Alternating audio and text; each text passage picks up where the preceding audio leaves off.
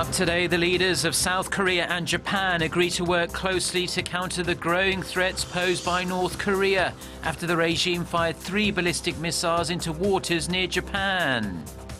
President Park Geun-hye calls on leaders from Southeast Asia for clear words and concerted action to show North Korea that it cannot stay on its current path of provocations.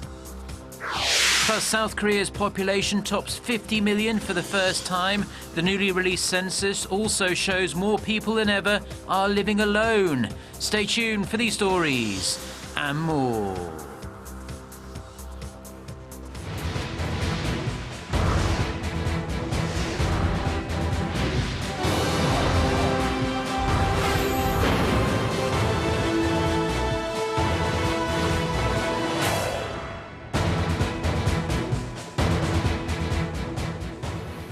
Hello to our viewers around the world. It's 6 a.m. on Thursday, September 8th, here in Seoul. Thank you for joining us today. I'm Mark Broom. Our top story this morning, President Park Geun-hye and Japanese Prime Minister Shinzo Abe have vowed strong cooperation against North Korean provocations and closer trilateral coordination with the United States. The leaders were meeting on the sidelines of the ASEAN summit in Laos. Our presidential office correspondent, Song Ji-son, starts us off. At Wednesday's summit, President Park Geun-hye and Prime Minister Shinzo Abe acknowledged Pyongyang's advanced missile capabilities and agreed to closely coordinate to counter any threat from the north. Japan described Pyongyang's latest missile launches unforgivable violence. Just 2 weeks after North Korea's submarine launched ballistic missile fell in Japan's air defense identification zone, a mid-range missile reached Japan's exclusive economic zone on Monday when the G20 summit was underway in Hangzhou, China. South Korea and Japan said that together with their ally, the United States, the 3 countries will strongly counter North Korea's provocations under close coordination. The leaders also followed up on last year's landmark agreement between Seoul and Tokyo over Japan's wartime sexual slavery issue. With Tokyo transferring 1 billion yen, or around $10 million a week ago, to a Seoul-based foundation to help surviving victims, the 2 sides reviewed implementation of the agreement. The leaders also vowed to step up the momentum of improving bilateral ties while setting their eyes for a future-oriented relations. 작년 말 위안부 합의 이후에 한일 관계가 개선되면서 다양한 도전과 과제에 공동으로 대응하기 위한 토대를 넓혀가고 있어서 뜻깊게 생각합니다. 특히 최근 북한의 핵 및 미사일 능력 고도화는 한일 양국 모두에게 심각한 위협이 되고 있는데 이런 북한 도발에 대한 대응은 물론이고 북한 비핵화 달성을 위해서 양국이 더 긴밀하게 협력해 나갔으면 합니다. President Park has stepped up the pressure to jointly counter North Korea's nuclear and missile threats following bilateral talks with their U.S. and Japanese counterparts. The leaders will meet again at the East Asia Summit on Thursday. Song Ji-son, Arirang News, Vientiane. Now, prior to her meeting with the Japanese Prime Minister, President Park Geun-hye urged the members of ASEAN to show North Korea that they are all firmly opposed to the regime having nuclear weapons. Connie Kim has the details. Calling for a united and stern voice on denuclearizing North Korea topped President Park Geun-hye's message during her meeting with the Association of Southeast Asian Nation member states on Wednesday in Laos.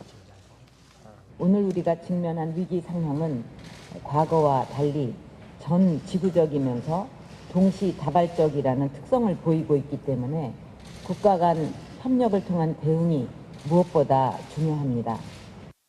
Thanking the head of states from the 10-nation regional bloc for implementing UN Security Council Resolution 2270, as well as sanctions imposed on the regime to counter its nuclear ambitions, President Park asked ASEAN states to continue their concerted efforts in bringing change from Pyongyang. At a time of slow economic growth across the world, the South Korean president also called for increased bilateral economic trade and investment. 한국과 아세안은 국제사회 위기의 순간마다 오히려 협력을 더욱 심화시키면서 관계를 발전시켜 왔습니다. 오늘 회의가 그간의 성과를 점검하고 미래 비전을 구체화해서 상호 간 협력 의지를 더욱 굳게 다지는 계기가 되기를 바랍니다.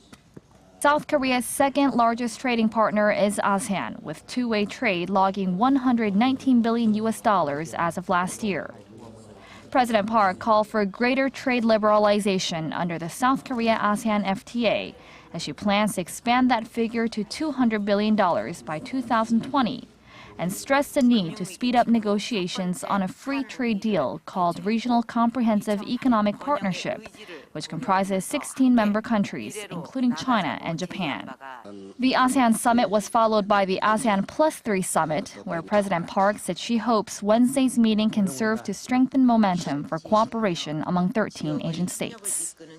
Connie Kim, Arirang News. During a stay in Laos, President Park will meet with the leader of that country later this week. Ahead of those talks, we're going to take a look back at the history of South Korea's diplomatic relations with Laos, a country known as a traditional ally of North Korea. Here's Kwon Jang-oh. Celebrating 21 years of diplomatic relations, South Korea and Laos have developed a strong relationship based on trade, aid and cultural exchange. Trade between the two countries was at almost $200 million in 2015, up almost 500% in 10 years. South Korea is Laos' fourth largest import partner and also the fifth largest aid donor. Korean products have gained a lot of popularity, especially in the thriving middle class. This stems from the rising popularity of Hallyu content, such as K-dramas and K-pop music. But even with a decades-long close relationship, there's always been one issue standing between Seoul and Vientiane, and that's Pyongyang. Laos, along with a few other states around the world, still declares itself a communist nation and has therefore been a traditional ally to North Korea. The extent of those ties became evident in 2013 when 9 teenage North Korean defectors were caught by authorities in Laos. Many North Korean defectors attempt to pass through Laos as they travel from China to Thailand, where they can attain safer passage to South Korea or other countries. Previously, caught defectors would have been quietly moved on to Thailand or handed over to Seoul, but on that instance, they were publicly sent to China to be repatriated back to North Korea against international outcry. South Korea was trying to grow relations with Laos at the time, being one of the largest aid donor countries. Laos also knew how much of an important economic partner South Korea was, so it was quite a surprise to see Laos officials sending back those defectors. The South Korean government is looking to take President Park Geun-hye's visit as an opportunity to strengthen ties with Laos, as well as getting Vientiane to join the international community in condemning Pyongyang for its recent provocations. But North Korea-Laos ties will be difficult to break completely.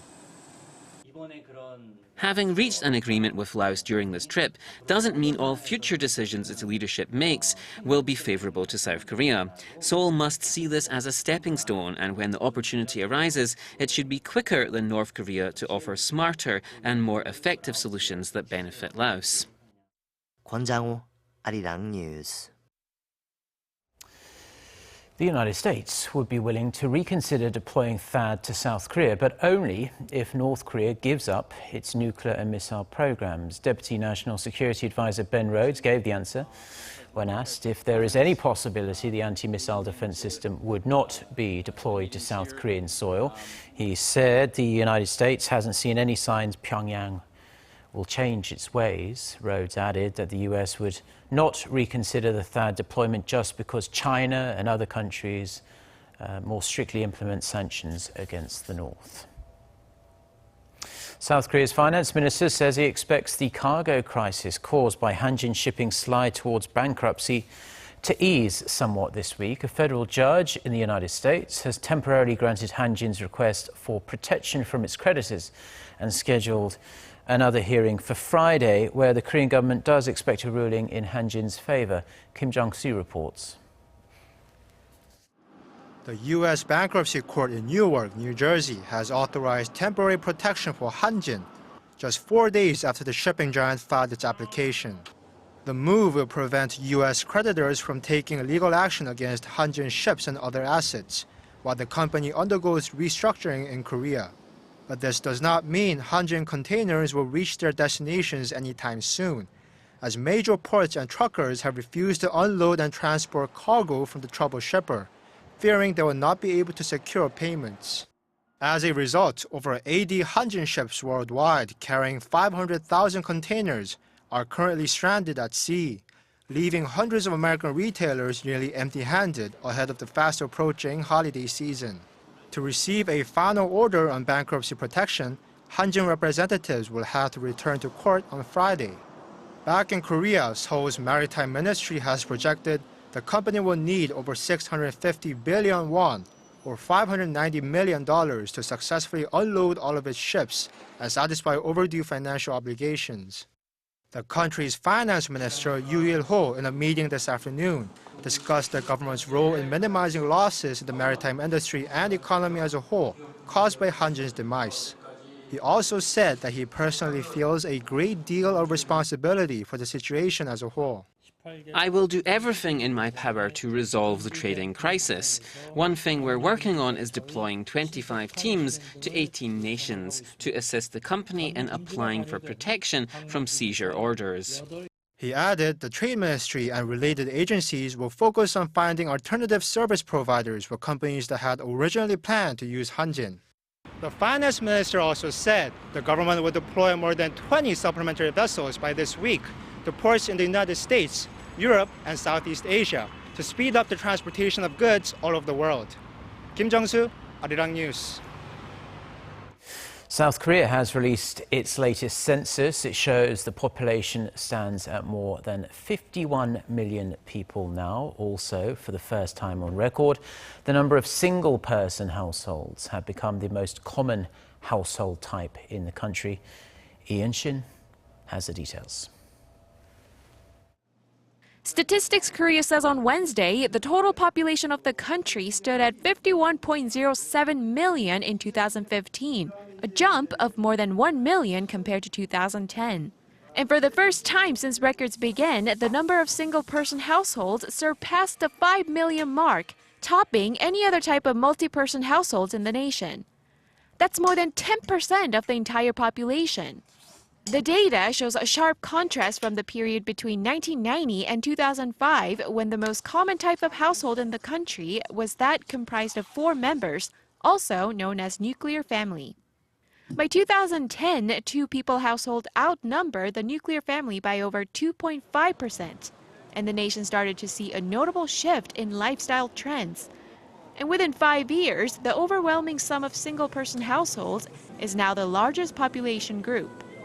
With the steady growth in single-person households over the past years, an expert says that last year's data indeed showed the numbers that were very much expected. Two major factors to the rising number of those who choose to live alone are high unemployment rates and general lack of interest in getting married and starting a family. In particular, the current job market situation is a problem, and there needs to be a profound structural change to prevent this trend from expanding. The growth of single-person households in Korea is also heavily influenced by the rising number of senior citizens in the country. The expert adds that as college graduates keep struggling to find jobs, which worsens the already financially challenging situation, postponing the date to get married, if at all, is inevitable. And thus, the number of one-person households is only bound to continue growing for the time being. Hanjin, Arirang News. The World Trade Organization has ruled that both the targeted dumping and the dumping margin calculation method that the United States employed in its anti-dumping investigation on Korean washing machines constituted a violation of its rules. The decision supports an initial ruling in 2012 when the WTO said the 9 to 13% of anti-dumping tariffs levied on Korean washing machines was a breach of its agreement. Based on the latest, and this is the final ruling, the US is obliged to hold negotiations with Korean manufacturers Samsung and LG for compensation. Now, a couple of years ago, a giant yellow rubber duck was grabbing the nation's attention as it floated in a lake in Seoul as part of a public art installation. And sticking with the animal theme, the latest grand-scale exhibition to come to Korea are, as you can see behind me, giant glowing rabbits. Kim Il-gyun takes a look. Some 15-meter-high illuminated rabbits have made their debut in Korea's Hanam city in Gyeonggi-do province.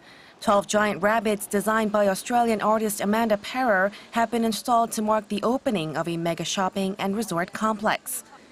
The installation project of these large rabbits first began 2 years ago in Australia to raise public awareness on environmental issues. Rabbits also have another purpose in that they're a cute and welcoming creature. And so people approach these installations and see them in a very playful way. And I use that to hopefully get them to understand the more serious environmental themes in the work.